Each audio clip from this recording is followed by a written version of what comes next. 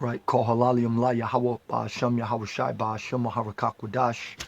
Double honors to the elders and the apostles of Great Millstone and the brothers throughout the four winds, laboring in truth and sincerity. Shalom to you and Barakathum. As you see here on the title of this, on the screen, role of slavery in construction of the United States Capitol. I'm going to let the whole video play. This video is very spiritual. I was actually sitting down and listening to this 2 minute video, 2 minute and 21-second video, and how spiritual and how much this ties in with the Bible. To we already proved that these elites know who we are, but for those that don't know, you're a Hebrew Israelite, okay, from one of the 12 tribes. I'm speaking about you Negroes, Latinos, and Native American Indians. We're gonna go into the curses of Deuteronomy, the 28th chapter, and I'm gonna let the whole video play all the way through. Then I'm gonna grab precepts and I'm gonna call it a wrap. This video is very spiritual, so let's play. Let's play. My name is Jesse J. Holland. I wrote the book Black Men Built the Capitol, Discovering African American History in and around Washington, D.C.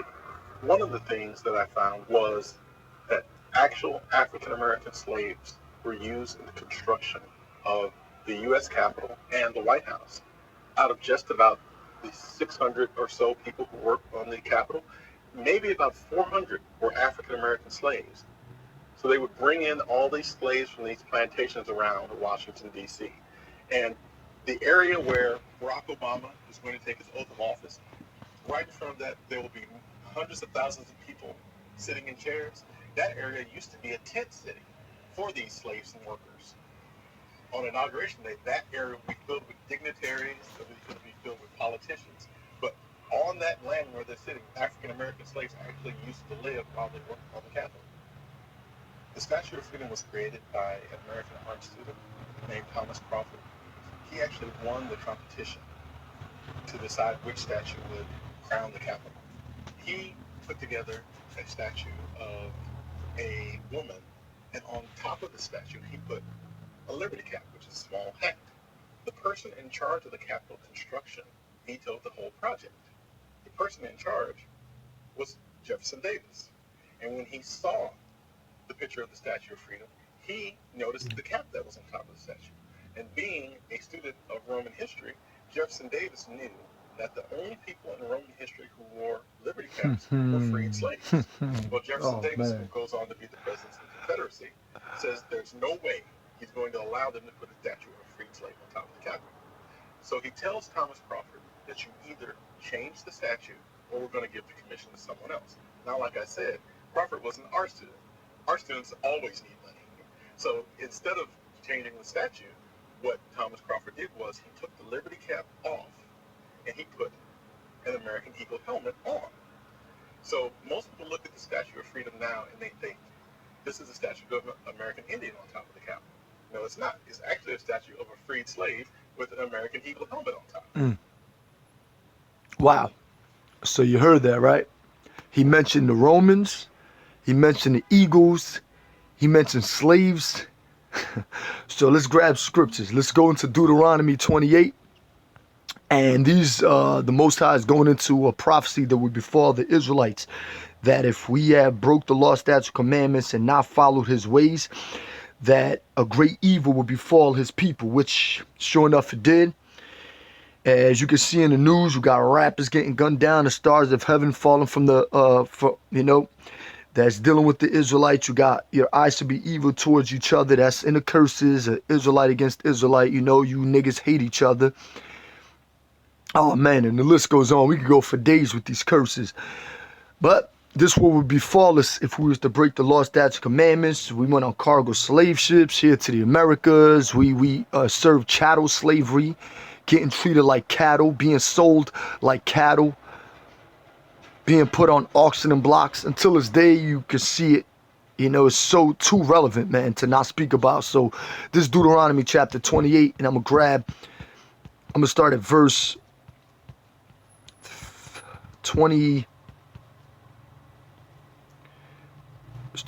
30. Deuteronomy chapter 28, and let's start at verse 30. Thou shalt betroth a wife, and another man shall lie with her. That happened. No, that happened. You had the slave owner pop your woman. Thou shalt build an house, the Capitol Hill, which here in the role of slavery and construction of the United States Capitol, the White House, etc. You name it. We built America. We built the whole world.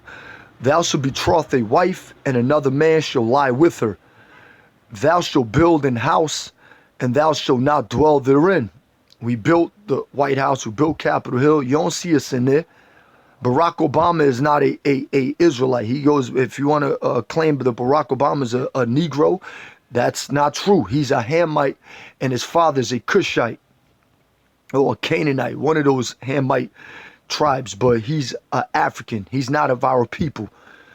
So that right there cuts that, oh, the first black man to be in office, such and such. And I know you got stories about another black president, blah, blah, blah, blah, and all this other shit.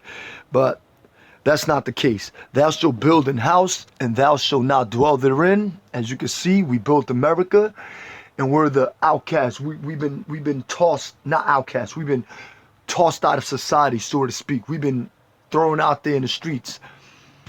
Nope. Into the ghetto we go. And thou shalt not dwell therein. Thou shalt plant a vineyard, and shalt not gather the grapes thereof. So we built the White House. Right now, let's grab another precept, and we built Capitol Hill and other monuments and stuff like that. But let's grab Deuteronomy chapter 28 and verse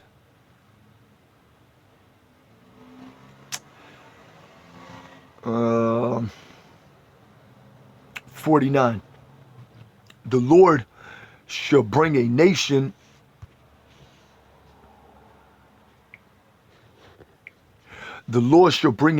against thee from far, from the end of the earth, as swift as the eagle flieth, a nation whose tongues thou shalt not understand. Now we know that in 14 is going into the Roman Empire, or the Romans, or this new revived Roman Empire. They came over here to the Americas, or really started in 1492 with Christopher Columbus.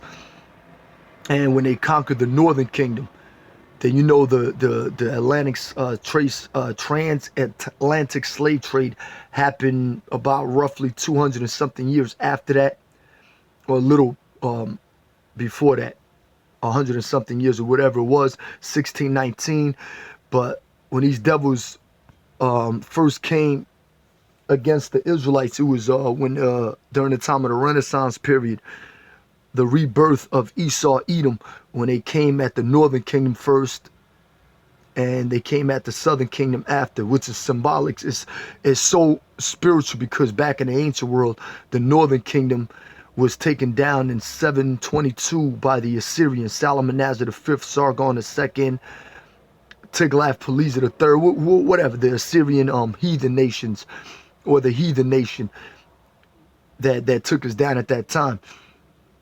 And then the Southern Kingdom was taken down by the Babylonians in like around 6 something, 5 something BC. Okay, but it's all spiritual. Man, that's a perfect analogy, man, because, hey, it happened to us here in America. The Northern Kingdom was taken down first, then the Southern Kingdom. The Lord shall bring a nation against thee from far. Speaking about these Edomites, which came from Spain, Portugal, Spain, and the Roman Empire, right? From the end of the earth, when they started coming back into power, from the end of the earth, as swift as the eagle flieth, a nation whose tongue thou shalt not understand. So, as swift as the eagle flieth, the ancient symbol of the Romans was an eagle. The ancient symbol of the Greeks was an eagle. America's symbol is an eagle. So you mentioned that the slave has an eagle on top of. Let's play it again. Was Jefferson Davis. And when he saw the picture of the Statue of Freedom, he noticed the cap that was on top of the statue. And being a student of Roman history, Jefferson Davis knew that the only people in Roman history who wore liberty caps were freed slaves. Well, Jefferson Davis, who goes on to be the president of the Confederacy, says there's no way he's going to allow them to put a statue of a freed slave on top of the Capitol. So he tells Thomas Crawford that you either change the statue or we're going to give the commission to someone else. Now, like I said, Crawford was an art student. Art students always need money. So instead of changing the statue, what Thomas Crawford did was he took the liberty cap off and he put an American Eagle helmet on. So most people look at the Statue of Freedom now and they think this is a statue of an American Indian on top of the Capitol. No, it's not. It's actually a statue of a freed slave with an American Eagle helmet on top. Spiritual, because the eagle is on top of us, right? let's grab Deuteronomy chapter 28. Let's finish this first. Deuteronomy 28 and verse 49. The Lord shall bring a nation against thee from far from the end of the earth, as swift as the eagle flieth, a nation whose tongue thou shalt not understand. Right, because they were speaking another language that we did not understand. Verse 50, and a nation of fierce countenance which shall not regard a nation of fierce countenance which shall not regard the person of the old, nor show favor to the young. Christopher Columbus ain't show no favor to the old, young. When they were over there to the island of Española, none of these conquistador Edomites, none of these devils. Till his days, the same exact devils over us now. Right? Which shall not regard the person of the old, nor show favor to the young. They ripped your baby up, the woman's belly open. You can go into prophecy in Hosea 13, I believe. In verse 16. Goes into that. Matter of fact, I ain't got to really grab it, but I will. Hosea chapter 13 and verse 16, right. Samaria, which represents the northern kingdom, shall become desolate, for she hath rebelled against her power. They shall fall by the sword. Their infants shall be dashed in pieces, and their women with child shall be ripped up. Man, and you go into even the NOT version even gets more explicit, more graphic. Right, Hosea 13 and 16, correct. So, fierce countenance, right, the look, the stout look on these devils, you can clearly see they have a perpetual hatred towards us. All right, Deuteronomy chapter 28 and verse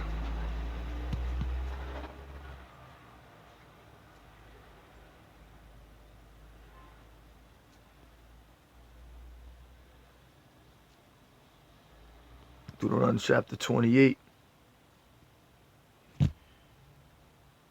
Yeah, boy. Salaki.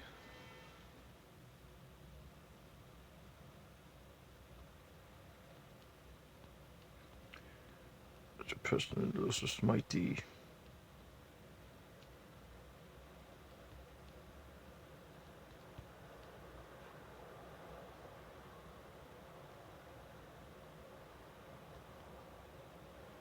Excuse me.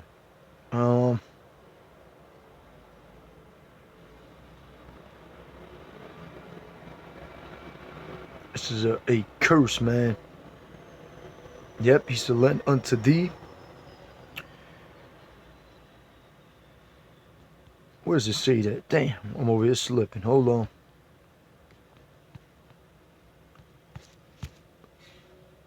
Let's grab Deuteronomy chapter 28 and verse. It should be there. Verse.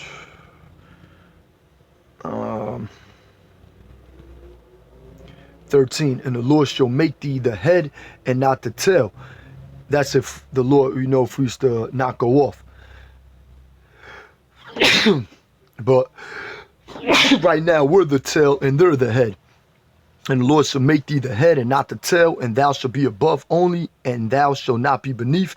Now the Israelites as a people were beneath these heathens. If that thou hearken unto the commandments of the Lord thy power, which I command thee this day to observe and to do them. Right. But now We're the tail and they're the head. Damn, man, I got some bad eyes to the lot. Anyway, so we're underneath these devils. And eh, Baruch, let me grab Baruch chapter 3 and verse 8. Behold, we are yet this day in our captivity, where thou hast scattered us for a reproach and a curse, and to be subject to payments according to all the iniquities of our fathers, which departed from the Lord our power. The only reason why we went into slavery is because we went off. Not because you devils decided to put us in captivity. No, the Most High gave you the power to put us in captivity. So, as you see, the dude mentioned the eagle. He mentioned the eagle hat on top of the slave's head, which symbolic or represents Esau on top of us, the eagle on top of us, and we're the bottom. Here's another precept, and we're on the bottom. Here's another precept, and I ended out with this.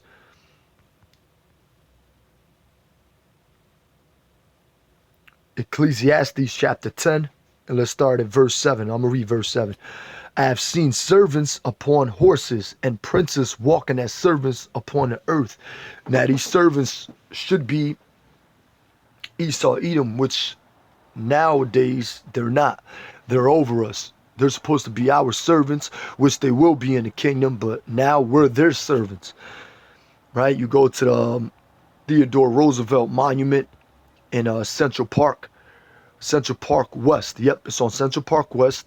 And you got this devil sitting on a horse, and you got a Native American Indian on the right, and you got a Negro Israelite on the left, showing you that our people are conquered.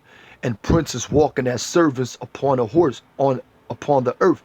And the horse represents power. So this devil is sitting on his power seat, and we're standing up beside him, showing you that we're a conquered people. You see? So it's all spiritual, man. Landmarks do say a lot. Landmarks bring out a lot. So a lot of landmarks, so monuments and statues and things that you see in society do say a lot about the condition of the people. You know, the ghettos, us having an evil eye towards each other, guns, drugs, community, poverty, family, so much to bills, so much to bring out homelessness, and we're still in our captivity till this day.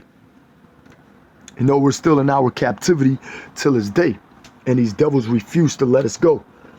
But anyway, and yeah, Jeremiah 50 and 33, the northern and the southern kingdom, right? These devils refuse to let us go. But with that, giving all praises, glory, and honor to Yahweh Ba'ashem, Yahweh Shai. Until the next one, Shalom.